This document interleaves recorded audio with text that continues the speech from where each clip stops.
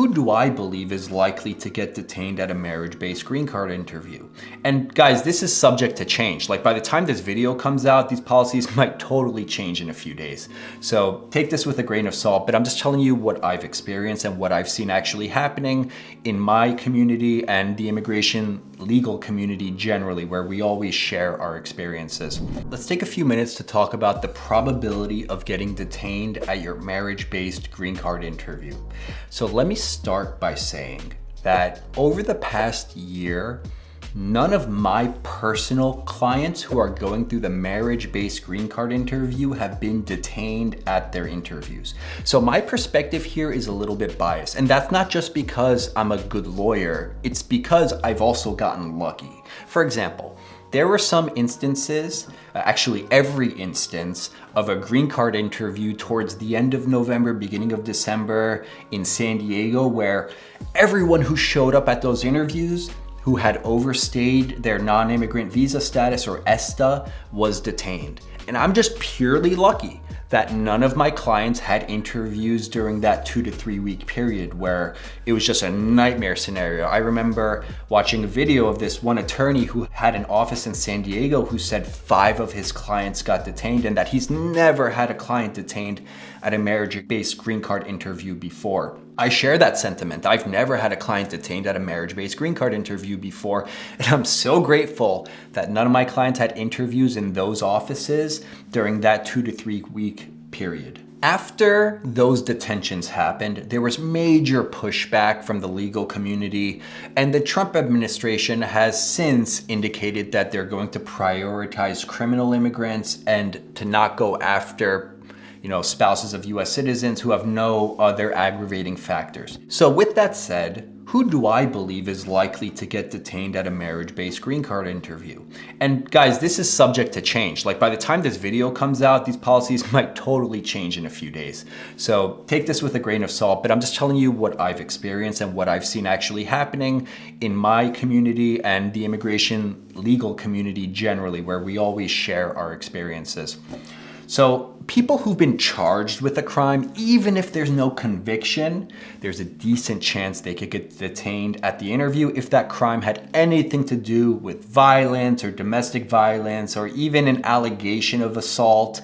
Even lower level things than that can result in detention at the green card interview. If you entered the US illegally multiple times, you might be subject to a permanent bar. And in that case, it's possible to get detained at the interview, and we've seen it happen with other attorneys. If you have an old deportation order, you would be crazy to show up to this type of interview. But sometimes it's not the client's fault. I've seen attorneys send their clients to these USCIS interviews. It wasn't for adjustment of status, it was just for an I-130. So they married a US citizen, filed an I-130, went to the interview, and instantly they got detained at the interview because the immigrant had an old deportation order. And in that instance, the attorney really did not do a great job explaining to them what the chances of getting detained were.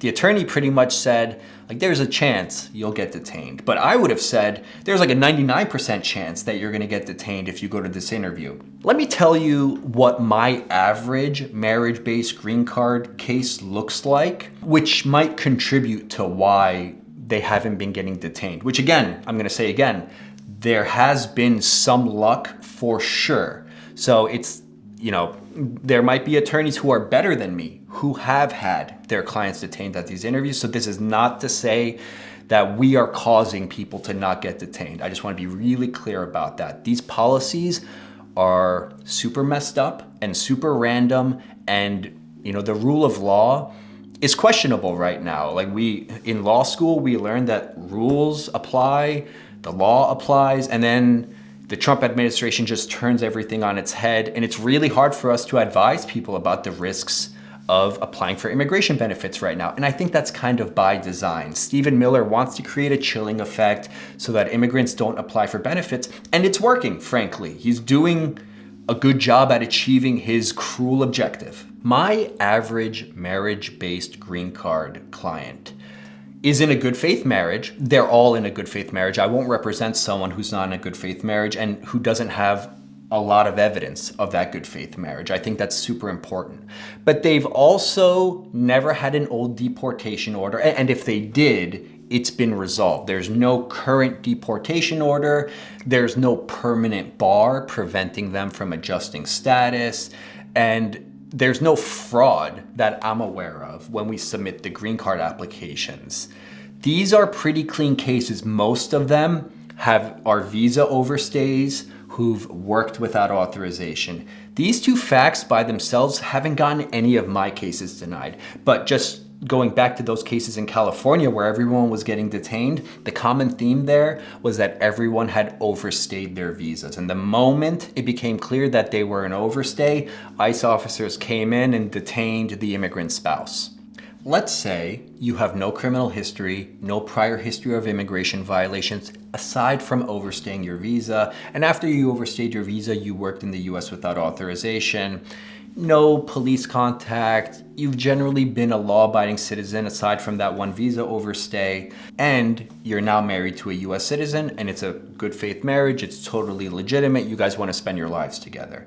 A conversation I have with someone like that is, well, if you do nothing, that's also risky because you're at a status and ICE has the budget of like every military combined right now. It's crazy. Like the FBI, Air Force, it's ridiculous how much money ICE has right now to deport people. So doing nothing is risky. And on the other hand, you are taking some risk. It's not zero. You're taking some risk that you'll be detained if you submit the green card application. So which risk is greater? And given my experience, I think someone in this instance should apply for a marriage-based green card, assuming there are no other issues. Speak with an attorney. A YouTube video is not legal advice. But in that instance, where someone is very, very likely to get approved for a marriage-based green card, I think not applying is more dangerous than applying. Again, it's up to you to decide how much risk you're comfortable with. If a 1% chance of getting detained is too risky for you, you might not want to apply right now, but I would say that if you do nothing, you have a higher than 1% chance of getting detained, but I could be wrong about that.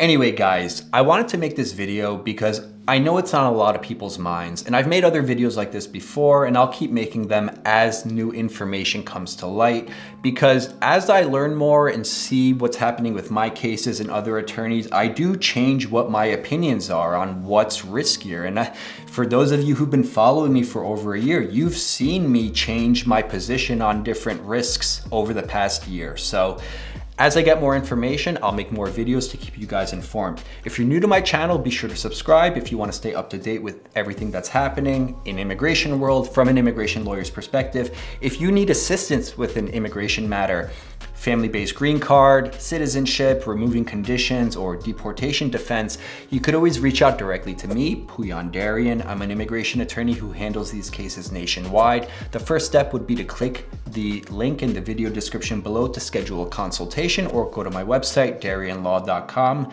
Thanks so much for watching, guys, and I'll see you next time for another video.